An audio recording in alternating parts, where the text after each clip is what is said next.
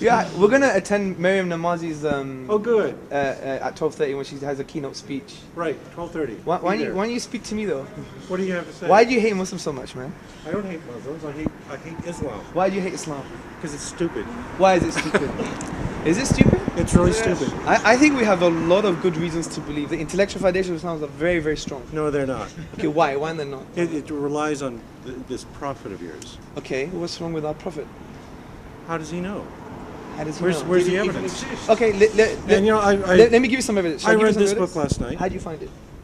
Terrible. Okay. This is disgraceful. Give me some You contentions. clearly have some money here because you can put up these nicely printed booklets. But this, You have money. You have a very nice suit on. well, yeah. So what I'm saying is Sure. you've got some money. You're investing money in this, and then you've got this crap. This is rehashed creationist nonsense. This is the same stuff we've been dealing with in the United States for the last 50 years. Okay. And there's absolutely nothing in here that's original. Okay. And all of it's been frequently refuted. So, But what we just made are statements and generalizations. You haven't given any substance here. What do you mean? I mean, do you disagree that, for example, when we talk for about... instance, well, you make the first cause argument. No, we don't actually. It's actually called the Kalam cosmological argument. It's a rehashed version. It's a modern version that has Yes. good premises and the. No, and no, if you no. study logic. No, there's no. Okay. Come on, no. Okay. Let me give it to you very in summary, right? Okay, give me the summary. There's two premises. Yeah. Whatever begins to exist is a cause. The second premise is the universe began to exist. Okay, and we could substantiate that philosophically and using astrophysics. Then the conclusion, can't. which makes it a sound and valid argument, is that then the universe has a cause. So if the universe No. began to exist, it has a cause. So let me just repeat that. Okay. One, whatever No, begins to exist I is a heard cause. you. The universe Let began me- to let me- exist, therefore the universe has a cause. let me point It out- doesn't mean it's God though. I will point But we out- use right. conceptual analysis. That's where I will point out two things Okay, there. good. And one is that modern physics does not support your claims. Okay. That you can have spontaneous things just popping into existence. They do all the time. Okay, can I address that? And Is that well, all right? first, and let me make my other point, Okay. which is that, as you mentioned, pointing out that there was a cause does not imply a God. I agree. So why do we care? You didn't let me finish. Okay, now you're going to finish. Okay, Okay. good. So the first thing, in terms of random quantum fluctuations and subatomic events that don't correspond to causality, well, that's a particular view amongst physicists, which is the indeterministic view. We don't have to hold that view. You know, the mathematics is there, but there could be different translations in the real world. So for instance, you could take a deterministic view, which is the David Bowie interpretation, for instance, right? And there's other physicists who are taking that view. So you can't just say it's all of physics. And I think that's a bit of a scientific outdated cliche. But then what you're doing is you're admitting that you're basically cherry picking the. No, we're not, because. Well, yes, you are. You just said that. No, no. let me tell you why. Because if you take a Kantian argument that causality is a priori, it's independent from experience. Because we only know that we could order our perceptions in the universe based upon the innate concept of causality. So to accept that there's no causality in the quantum fluctuations would be denying your own very perceptions in the first place. So we have good reasons to believe that there's causality here, and quantum fluctuations don't say much. The other point I'm trying to make is when we know there's a cause for the universe, which you're happily assuming that there may be a cause, the problem is that now when you use conceptual analysis, you come to some starting conclusions. For example, we would argue that Occam's razor must be uncaused. We would argue that therefore it must be eternal. We would argue that it's immaterial and transcendent because it creates the material world. So from these perspectives, it's in line with the monotheistic view of God. I don't see that as a problem. I see that as a huge problem. Why? Because what you've got is an anthropomorphic patriarchal God. No, we haven't yes, said you- anything about oh, anthropomorphism. Who yes, said you that? have. That's a Christian narrative. This is the Islamic narrative too. No, in the You're all- Quran, you're all- Quran it says you're all "Laysa built- kamithli shay," which means God is transcendent. There is nothing like unto Him. And when we say Him, is no gender. So what? But do you see how some of your outdated cliches You've you got- can't apply you've- them to the You've Quran? got a personal God who takes a personal interest in human beings. Okay, what's wrong with that? You have no evidence for this. The We do. universe. Can I give you an evidence for God having a will? Okay, an eternal being bringing to existence a finite effect must have chosen it to come to existence. Choice indicates a will, and a will indicates it can have a relationship with personal beings. Do you see?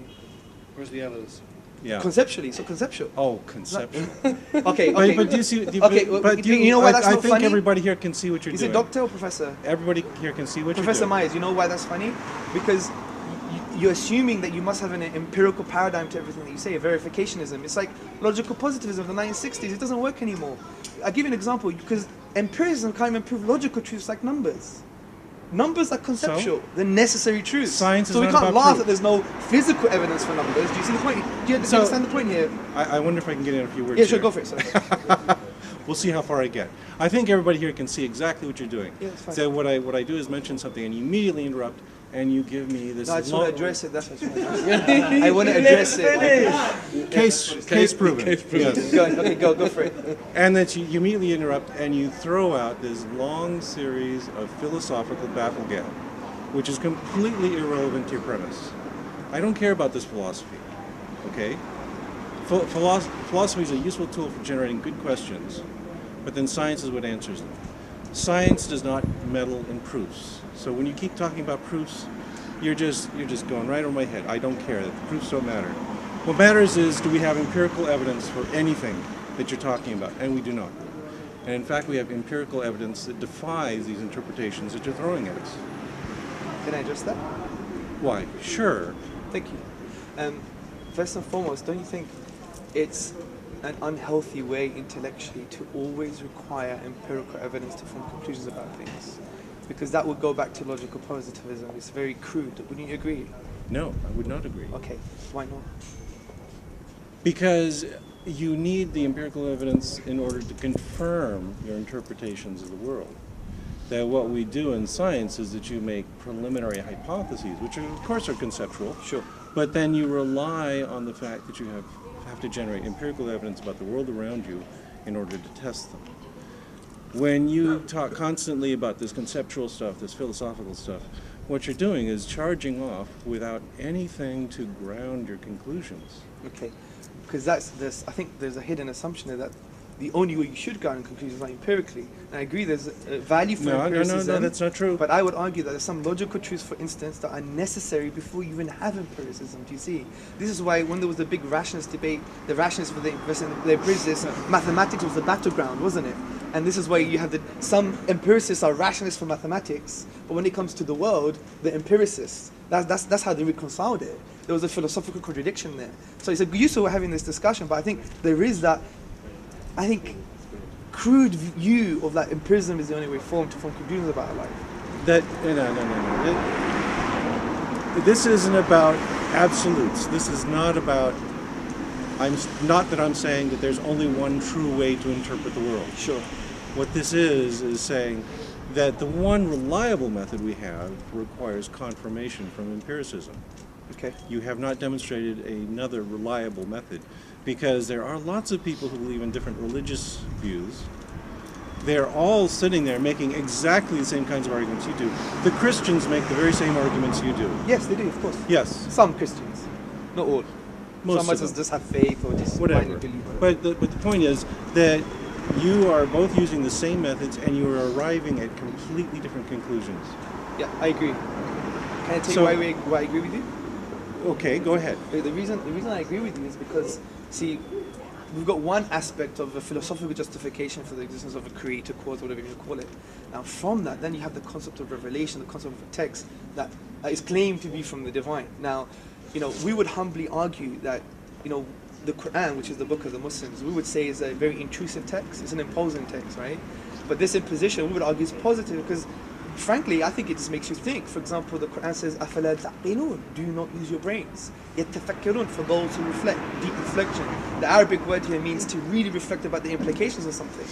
But the Quran goes further than this, which is quite weird from a religious book, from a secular perspective. It actually says, if you don't believe it's from the divine or from the supernatural, then challenge it. So what we would argue humbly is that there are no naturalistic explanations for certain statements in the Quran. For instance, some statements in the Quran that they mention geology and concept of isostasy, for instance. Concepts of that the mountains have like root-like structures, which we just found out recently. If you go to the book Earth by Dr. Frank Press, it concludes that. So how could a desert Arab who knew nothing about science, was so primitive, that, for instance, they used to believe mountains to keep the sky up, would come to such conclusions? We would humbly argue philosophically, we exhaust naturalistic explanations, so it's a signpost to the transcendent. Do you appreciate that? No. I've read these same interpretations. Okay. In particular, the ones I'm really interested in, because I'm a developmental biologist, Sure. are Keith Moore's nonsense. Total that he talks about. You disagree with Keith Moore? Why is that Oh, nonsense? yes. Why is that nonsense? I've read those sections of the Quran. Do you disagree with the stages of embryology? The Quran, the seventh. Yes, So let him say yes. why, let him say The why. Quran Right. is babbling. It's throwing out these very vague, fuzzy descriptions. Of the embryo looking like chewed flesh or whatever. Oh no, I'm not talking about that. I'm talking about. That's what I'm talking about. No, I'm talking about specific stages of embryology. For example, the bones are formed first. That's what Dr. Keith Moore was talking about. Yes. 7th week, and then we have the muscles are formed in the 8th week. We have a series of very well described, very thoroughly analyzed steps in the development of the embryo. And if you go to any embryology text, they will lay them out for you. Right. You cannot substitute the Quran for that. When you look at what the Quran says about it, it is vague, it is ambiguous. Sure. It's the kind of stuff that a desert nomad might guess about what's going on. I mean, I would disagree. I mean, wouldn't be able to guess the formation of the bones in the 7th week Yes. straight after. The word is Yes. thumma in Arabic, straight after. Immediately. And See, that's- when we do scratch the surface rather than have a superficial But understanding, again, I this think we'll get it better, right? this is again something where the Quran is basically stealing from Greek embryology. Galen, yeah? Well, I'm talking specifically about Aristotle, who's made these Well, observations. Aristotle's embryology, if you study it, I mean, I'm sure you've studied it. Yes. He believed that fetus is formed by the mixture of menstrual blood and semen. Correct. Well, Quran doesn't make any statement like that. And on top of So? even if we go further to Galen had No, but- many stages of embryology, and the Quran doesn't My have any of point, those stages. my Yeah. point Yeah. is that there's very little about embryology in the Quran.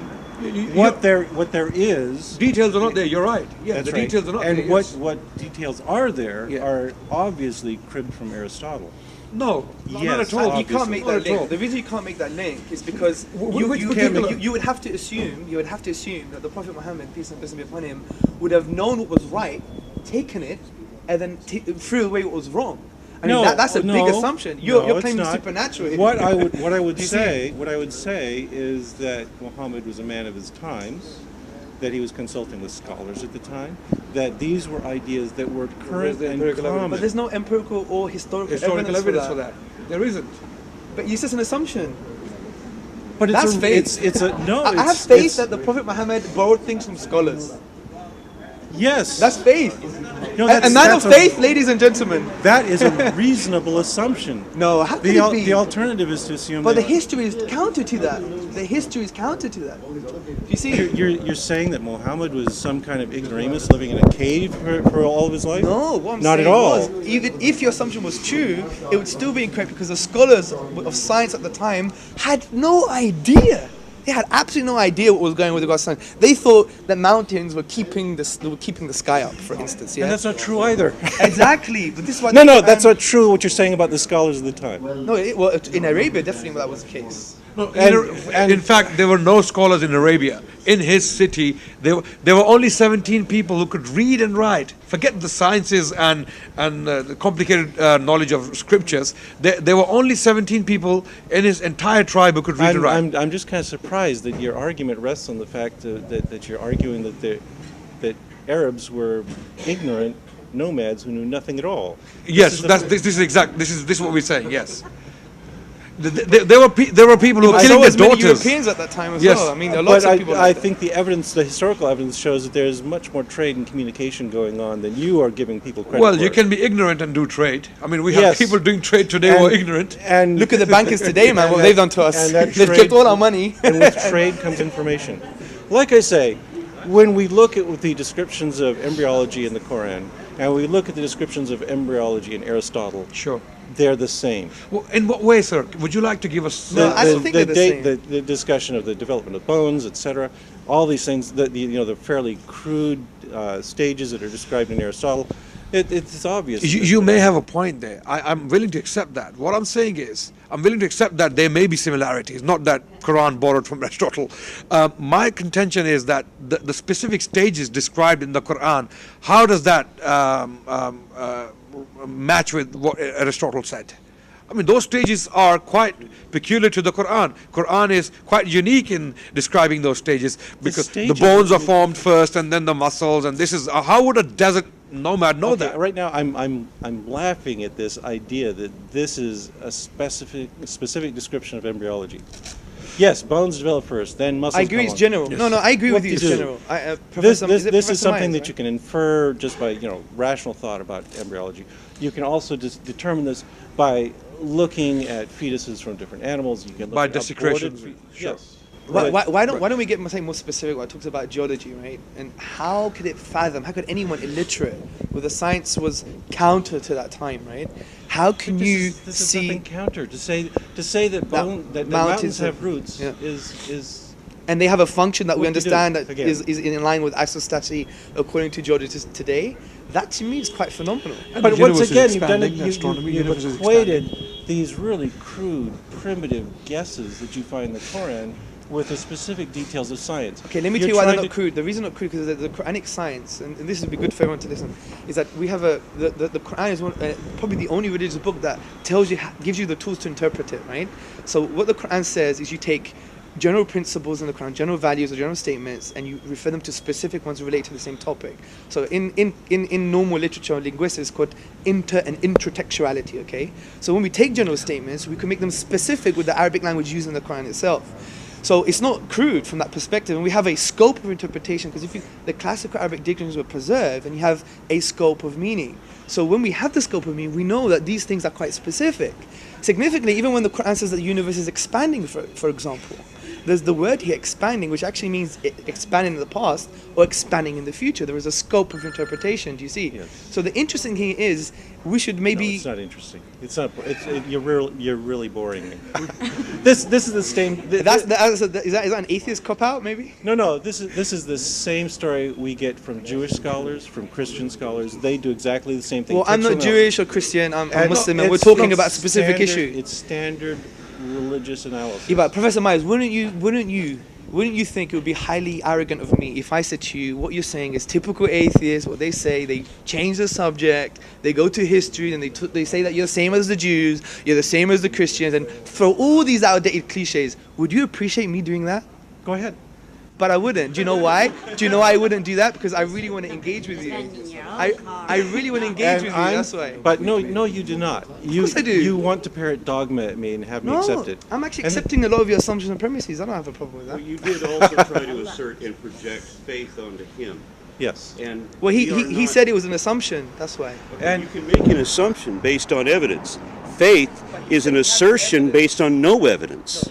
We've been talking quite evidentially here. That's Okay, what I'm go. telling you. That for instance, when we look at Aristotle's words, when we look at the descriptions in the Quran, we see a correspondence. Well, That is you haven't shown evidence. us any correspondence. Yeah, that's the point. That's just a You haven't statement. shown us. This is a statement. Aristotle is like the Quran. How? How? like Einstein, everyone. Aristotle also describes the emergence of bones and muscle Right. in sequence. Right. Okay. And it's like the Quran. And it's like the Quran, which Well, is does Aristotle say the bones come first and then the flesh and the muscles? Does he say that? Are you sure?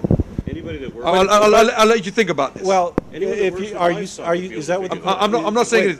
it. Can you tell? Is Are that you what sure? is that what the Quran specifically says? Bones Absolutely. and- This is exactly Then- what the Quran says. then Chapter we're done 23. because you just demonstrated the Quran is wrong. Yeah, but How? Professor Myers. Because How that's is it not, wrong? that's not what happens in Well, the book. this is what the embryologists are telling us. The This is embryo- exactly no, what the they're not. embryologists are telling No, us. they're not. Okay. Embryologists- Let me tell you what Keith Moore said. I mean, you can disagree with him. He doesn't like Keith Moore. I don't know why you don't. What he said on the page number 364A of his book, The Human Embryo, that in the 7th week the bones are formed, and immediately after that the flesh is formed, and the bones is are clothed with nonsense. flesh.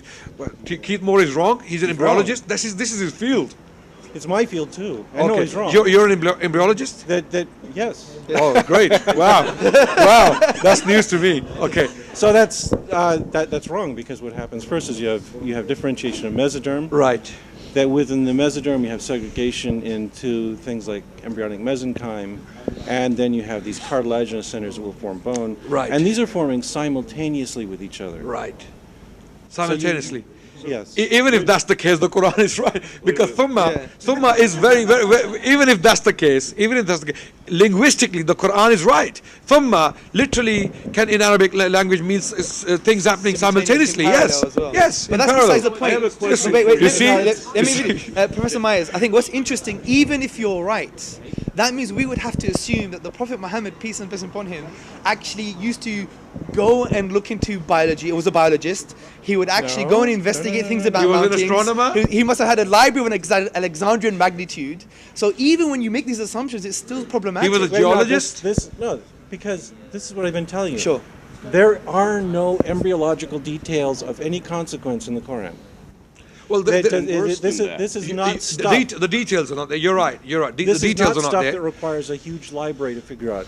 This requires a passing acquaintance with general knowledge about the primitive state of biology at the time. That's a fair point. Are you willing to accept now that Muhammad possibly had general knowledge about astronomy, hieroglyphics? He had knowledge of, for example, geology. Yep. He's talking about isostasis, something about isostasis. Okay, so he must have been going around studying with some scholars in Arabia. He wasn't a shepherd. He was a very literate man. He was teaching in a university. He was an intellect, and all those people who believed in it at the time, there must have been blind bunch of bigots, and they just followed him just for the sake of it, just to have a drink. No, I've been saying quite the opposite. I'm saying that he's a man of his times, that he was part of a culture, Right. that the Arabs of that time were not quite as primitive and dogmatic and ignorant as you seem. Well, to it depends what books you're reading, sir, because Yeah. this is my history. They had. I'm a historian from the University of London, and I'll refer you to the books of Irfan Shahid, who's an authority in this field, the pre-Islamic Arabia, and he states that Arabs at the time were a primitive society. Yes. And now you're saying yes. Well, no, I agree that they were. Well, if they were primitive in the sense that they were not. That's exactly what I'm saying. There was no Arabic language written down at the time. On the one hand, you are complaining that there's this detailed, wonderful science Sure. in the Quran Yes. that he could only have learned from, revelation. Sure. And I'm saying that no, that what you find in the Quran is an extremely primitive science. There was nothing more than the common man could have learned from, general interactions with learned society at the time. Like mountain roots as well. How would they even know that? It was not even knowledge at that time. Mountain roots. Whoop-de-doo again. It's all it's saying is that you've got this mountain that's going up here, and there's a lot of depth beneath it. And then they would understand the function of that as well.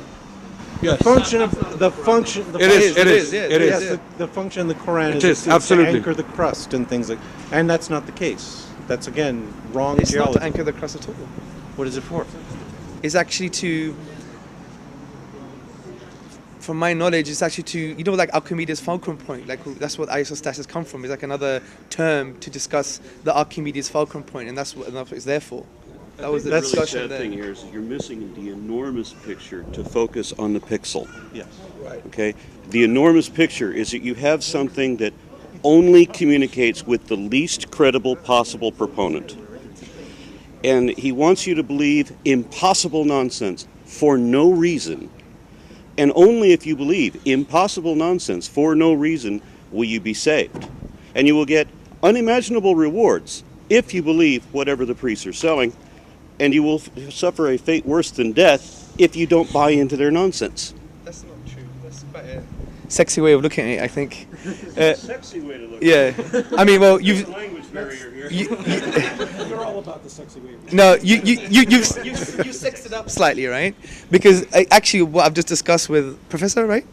Yes. Yeah, Professor Myers. What I discussed with Professor Myers was like actually the Quran is quite opposite to that. It's not a text that says believe just because I say so. It actually tells you to, for example, أَفَلَا تَعْقِلُونَ. In Arabic it says, do you not use your mind, your intellect? So it's telling you and trying to evoke thinking. Do you see? I just want to make sure we don't have a language barrier. So when I said that you are punished for not believing, you're saying that I'm wrong, that in your religion you are not punished simply for not believing.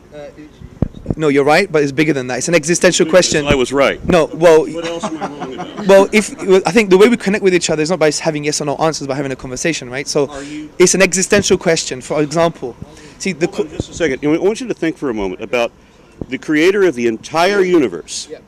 Doesn't give a rat's ass whether you do anything good or bad in your life. All that matters, the sole criteria, is that you are gullible enough to follow the story of the least credible illiterate proponent you can follow. That's the sole criteria, and that's all. No, that's not true. Okay, There's two that's things. not it. Then an unbeliever could be saved. An unbeliever would not go to hell. if all unbelievers go to hell, then the sole criteria is gullibility. Let me give you an example. First and foremost, what we say is that the Quran says we do not punish anyone until they have given the message. And there is another concept in the Quran called Dalil Burhan, which means conclusive evidence that you require as to be conclusive. Now the second thing is, because the message is good for you, that's why. And we've seen that in history. So no, well, maybe no. There's another point. Let's not get stampeded here. This is just one at a time. No stampedes. Okay. The other point is an existential question, because we believe in Islam of this philosophical principle called the fitra. Fitra means the innate disposition, and we believe that human beings have been created with the innate disposition to acknowledge oneness. Okay, it's a spiritual concept, the oneness of God. And what we say is, when we deny ourselves, that's why the question who you are is an existential question in the Quran, saying, who are you? Are you just a product of American society? Are you a product of capitalism? Are you a product of communism? Are you a product of the system? Are you a product of your parents? If you are, then who are you? You're just like a social biological robot that someone types in the code and you just act in accordance. And the Quran says, don't do that. Think about your reality. And it says, are you just going to follow your forefathers? And it says, literally, even if they were based on no knowledge. So it's an existential question. And from that we say, if you don't know who you are, then you're just rejecting yourself. And God says in the Quran that to deny God, or to reject God from that innate disposition perspective, is like denying your own self. Okay. So the point I'm trying to say is it is an existential question, and that's why it's useful to always have these kind of good discussions all the time. No, my primary interest is in phylogenetics. So when I go to deny myself, I would have to deny that I am an evolved ape. That's what I am. That's what we all are. The Quran, so far as I know, in denying evolution, denies itself.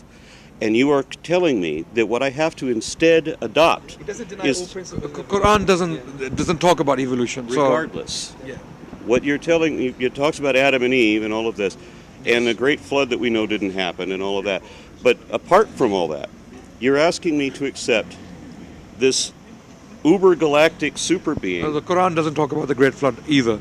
Okay. Okay, just to clarify, the important point is you're asking me to accept this uber-galactic super being, of which we have no evidence at all, from a system of religion which has so far only produced failure in every predictable sense, and you want me to believe that this thing will punish me simply for not believing, and it wants me to believe the least credible people and the most improbable stories, and I'll be punished if I don't. How is that not a criteria of gullibility? So there's two assumptions here. First and foremost, said there's this galactic being that doesn't exist. I would deny that. I think there's very good reasons to believe that a divine exists, and I could articulate them for you. You can read this book. You'll discover it's all the way through. Professor Myers, because we really want to listen to Maryam Namazi, because she has outdated cliches about the Sharia, right? Especially when she talks about rape using four witnesses. That's nowhere in the Sharia. That's not at all. Testimony is enough. Booklet, I just read a booklet. It's a joke. We'll listen to that. The thing is, if we pay for your ticket to come down to London, would you have an intellectual dialogue with us with a non-Muslim coordinator? An intellectual dialogue with you about what? Well, what we've been just doing so far. Would you do that? I'll be around. You might be able to. Yeah. I'll give you a forum. Cool. Okay.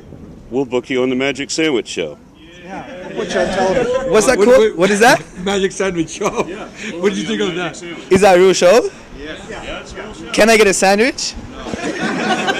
It's a magic sandwich. Cancer. Only if it's halal meat, right? Certainly. Cool. Anyway, good to see you, Professor. Thank you so much. Thank you so much for your time. It was pleasure. Thank you so much.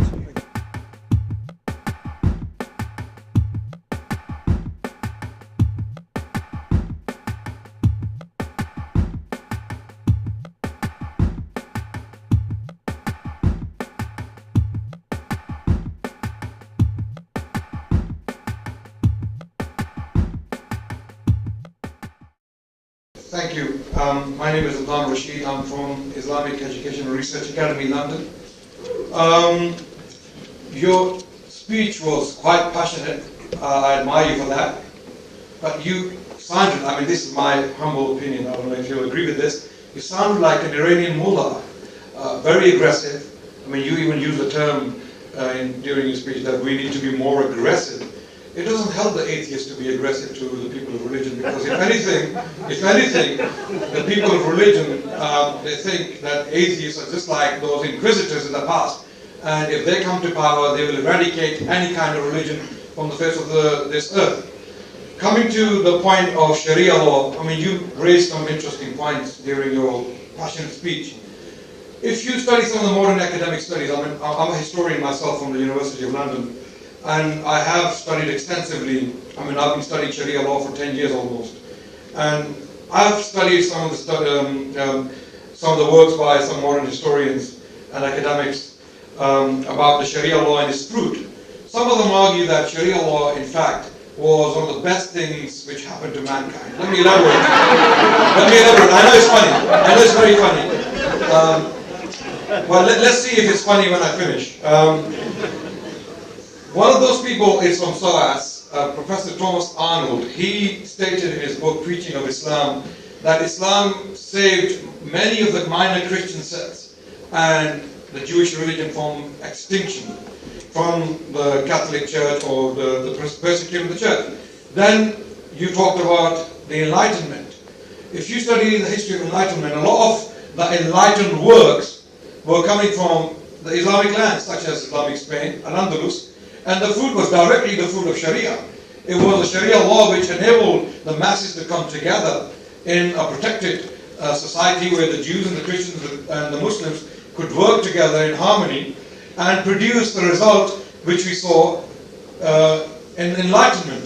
So there is a side which you presented, which is kind of very vicious, and there's another side to it which is presented by the academics and historians of the University of London. One such people is Charles Burnett. I don't know if he's an atheist or a Christian, but he's definitely not a Muslim. Charles Burnett, he has written extensively on the influence of Islam on the European intellectual tradition, and he argues also that Islam played a major role in the enlightenment of Europe and civilizing the Europeans. So Sharia law had good fruits as well. So can you talk about this fruit as well, please? Thank you.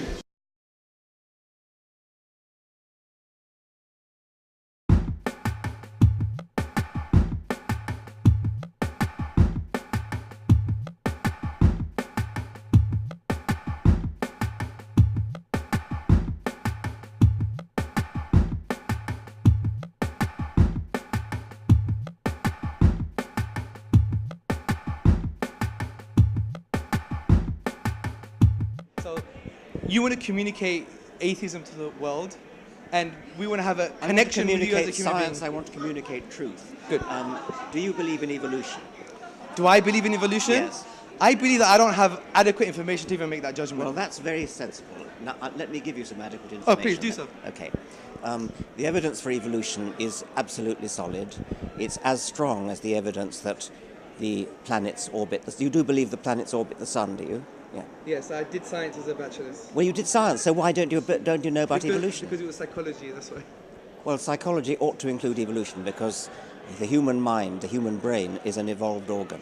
Okay, the evidence for evolution, although it happened a long time in the past, so you can't actually see it happening, or most of the time you can't. Nevertheless, I use the analogy of a detective coming on the scene of a crime after the crime's been committed. So you can't actually see it happen. But what you see is all the evidence, all the clues, all the fingerprints, all the footprints and everything else.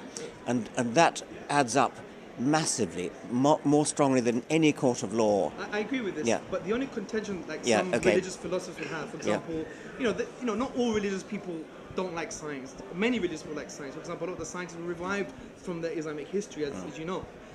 The question that they would have is, evolution is a non-complementary paradigm with what's happening in cosmology, for example. For example, if you look at physics and the constants, some people say there'll be a fine-tuning here. There's some Wait, what do you mean by non-complementary paradigm? Because, what do you mean? For example, I think you answered that question well in your book, page 157, 158, when you said we don't have an answer for physics like we do as in evolution.